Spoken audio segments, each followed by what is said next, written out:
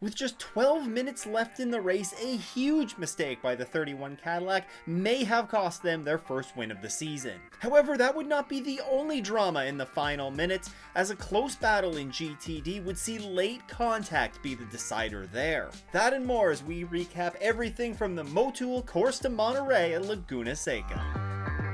IMSA returned to WeatherTech Raceway Laguna Seca for the second time in the GTP era, and the first time since the track was completely resurfaced last year. Now this certainly led to some big questions as to what sort of lap times we were going to see, and how the tire wear this year would compare to last year, which of course the race took place on that old abrasive surface. But before we get into Sunday's big race though, let's touch on some of the sports series that were there quickly. In Lamborghini Super Trofeo, it was the ANSA Motorsports duo of Nico Jamin and Kiko Porto who swept the weekend in the Pro class. In Pro-Am, it was Sparkle Farts taking the win in Race 1, with the number 8 Wayne Taylor Racing entry taking the Race 2 win. Al Mori and Cole Kleck took Race 1 in the AM division, with Anthony McIntosh and Glenn McGee taking the win in Race 2. And in the LB Cup, it was Michael Staub who swept the races there. The Whelen Mazda MX-5 Cup was also present for this weekend, and in Race 1, it was Jared Thomas who pulled out the win here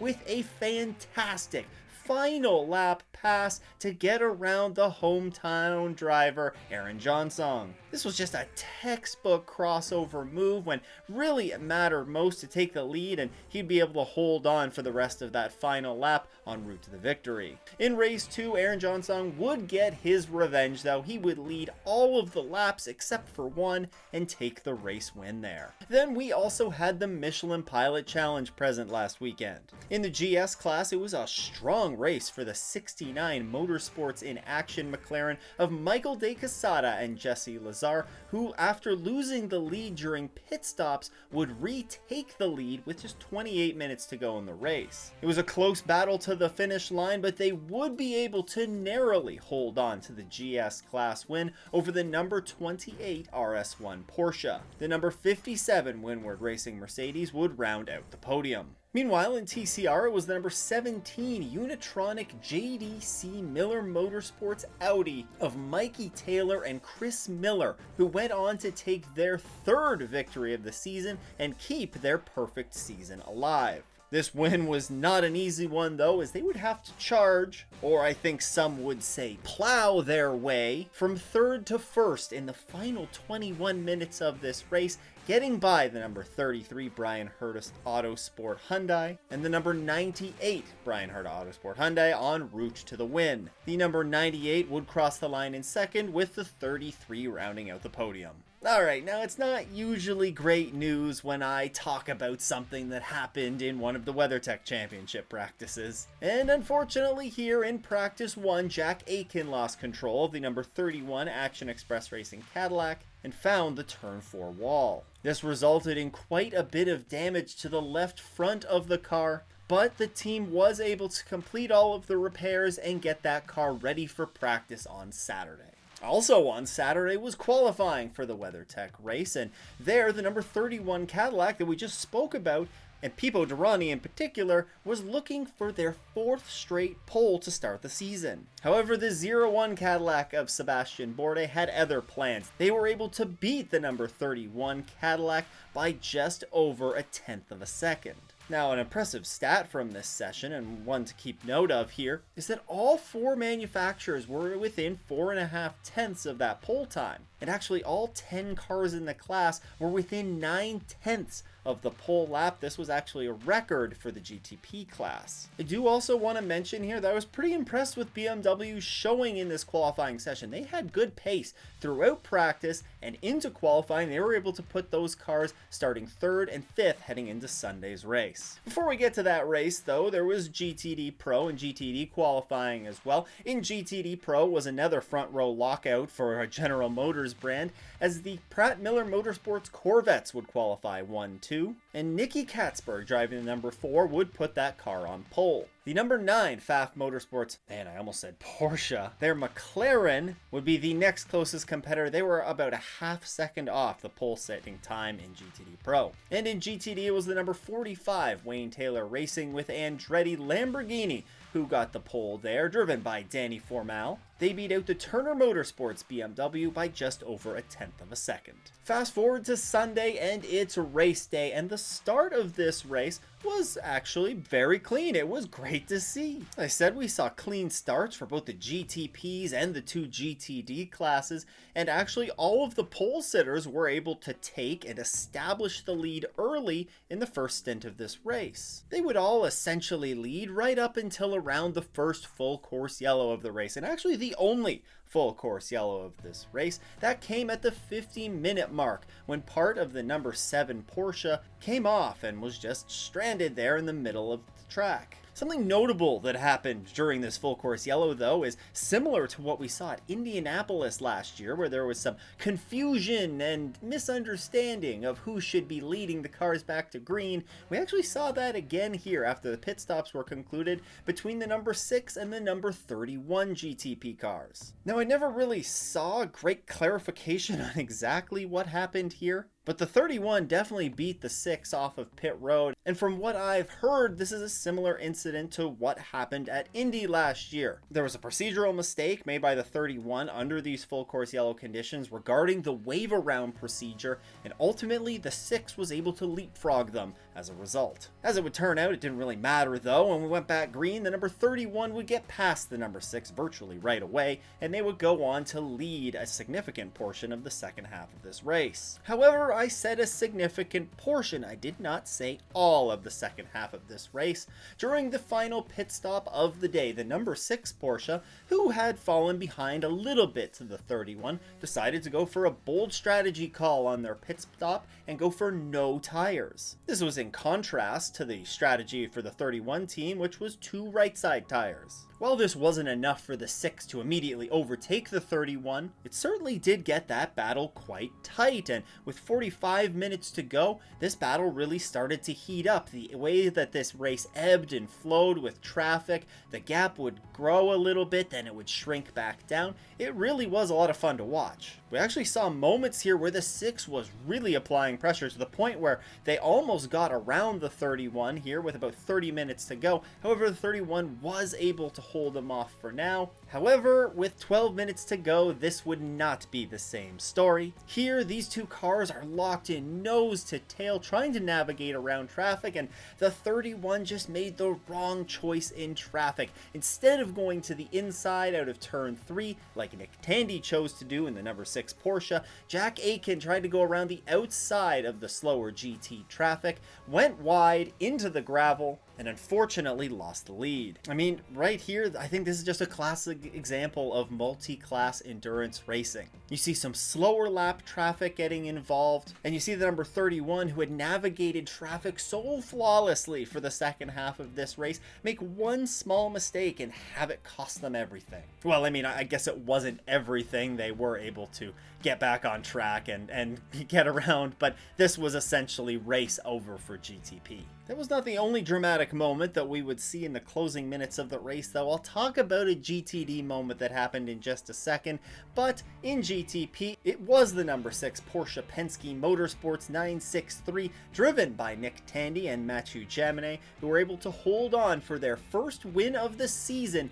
and lift them to 5th in the championship standings. The number 31 Cadillac would painfully finish 2nd for the 3rd time this season. You gotta think that a win is coming for these guys at some point. They've led so many laps. They led a ton more laps in this race this weekend, and they're just gonna have the luck go their way at some point, you gotta think. And rounding out the podium was the number 7 Porsche Penske Motorsports entry. Heading over to GTD Pro, and really this is the one class that we didn't really get to see that great of a battle at any point for the lead. The pole-sitting number 4 Corvette got out to an early lead here with their sister car right behind, and they were cruising for the early stint of this race. Then they kind of cycled back after they got the full course yellow at kind of a poor time, and then Pfaff cycled to the front. They would lead for a little bit, but ultimately Rexy, who really came on when Lauren Heinrich got in the car during the driver change pit stop,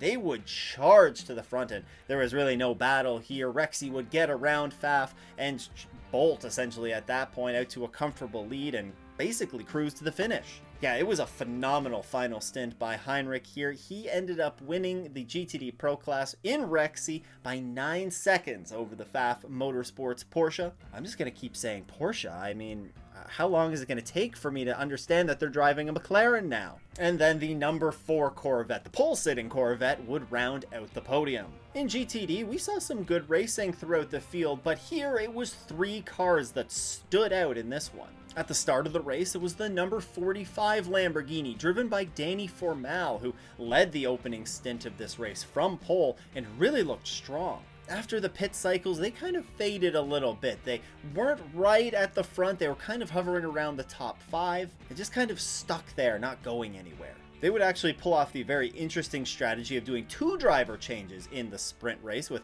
Danny Formal replacing Kyle Marcelli for the final stint once again, and they would go on to ultimately finish in 5th. But when the 45 started to fade, the number 557 this weekend, driven by Turner Motorsports, and to celebrate their 557th start racing BMWs in competition, but that's where they came on, and that number 557 entry would go on to lead 55 laps of this race. However, as this race approached its conclusion, the number 57 Windward Racing Mercedes was charging hard and looked like they were going to catch Turner in the closing laps. This was until Robbie Foley, who was driving the Turner Motorsports BMW, and Jordan Taylor in the number 40 Wayne Taylor Racing with Andretti Acura made contact in turn 3, ultimately sending Robbie Foley off into the gravel and giving Windward Racing basically a free pass for the lead. Now, looking at this incident from a few different angles, to me, it just looks like maybe Robbie Foley didn't know that Jordan Taylor was there. Although I kind of find that hard to believe. Maybe he thought that Jordan was going to clear him before they got into that corner, but for me, it's the 557 that turns in and makes contact with the 40, initiated that contact. The 40 was well alongside the Turner Motorsports BMW heading into that corner. And I'm not really sure what happened here. Robbie Foley said in a post-race interview that he thought that Jordan Taylor didn't turn in until later in the corner, and that's what ultimately led to this contact being caused. But looking at Jordan Taylor's onboard, I don't really buy that. He made the corner as you would expect him to make it, I think. And I just think this was maybe a bit of a mistake. Maybe it was the pressure from Windward behind them that kind of forced this error, but I really don't think that Jordan Taylor is to blame in this one. It was an unfortunate incident for sure, and ultimately no action was taken by the stewards. Really though, what that contact did is it robbed us of a battle for the lead in the GTD class in the closing laps, and kind of left us with that lackluster taste in our mouth. The GTP battle didn't really end the way we would have liked it to. You want that to end, in a nice pass between those 2 cars, and then in GTD we didn't really get to see that great pass either. It was some external circumstances that came into play there. But hey, that's multi-class racing. I mean, what can you say? Despite the off though, Turner Motorsports would hold on to 2nd place, and the 120 Wright Motorsports Porsche would round out the podium. Now, I'm always interested to hear what you guys have to say after the race, and honestly, I'm not all that surprised that 95% of you thought that this race was a good one. I mean, ultimately, at the end of the day, I really liked the variety that this race gave us compared to some of the other races that we've had this year. This race, of course, only featured the single full course yellow. There was only 1 car that didn't finish this race. That was the Conquest Racing Ferrari. So there were no big crashes or anything. We got to see some strategy play out once again. And I thought that this race really had a pretty good flow going to it. However, the only knock on it for me was kind of those lackluster finishes in GTP and the GTD classes. We did have a really great battle in the GTP class in the final, 45 minutes. It really heated up in that final half hour. But you do just hate to see the race come down to a little mistake that was made like that, navigating around traffic. I mean,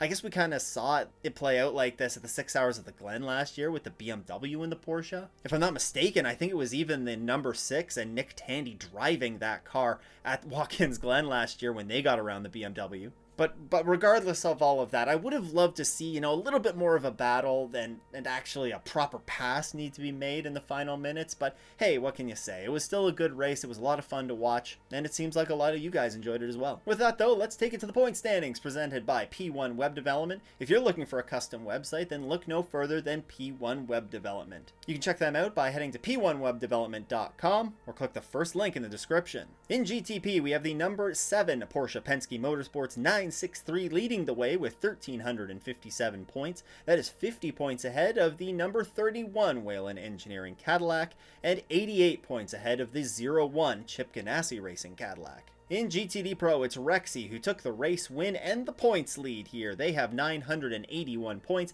That is 57 points ahead of the Vassar-Sullivan Lexus. And in GTD, it's the number 57 Windward Racing Mercedes. When you win 3 of the first 4 races of the season, you deserve to have the points lead, and that they do with 1,367 points. They are 213 points ahead of the number 96 Turner Motorsports BMW and 308 points ahead of the number 120 Wright Motorsports Porsche. Well, this year's West Coast swing might be over, but now we have the summer months to look forward to. And as we head into the summer months, you want to be caught up in all the recent IMSA news, right? Yeah, I thought so. You can keep up with all of the recent IMSA news that you need to know right here. Once again, though, a huge shout out to all of the channel supporters. If you too want to support the show, then you can head to patreon.com/offinthes. Click the join button below. Once again, though, thanks for tuning in. I hope everyone has a great race weekend and doesn't go off in the S's.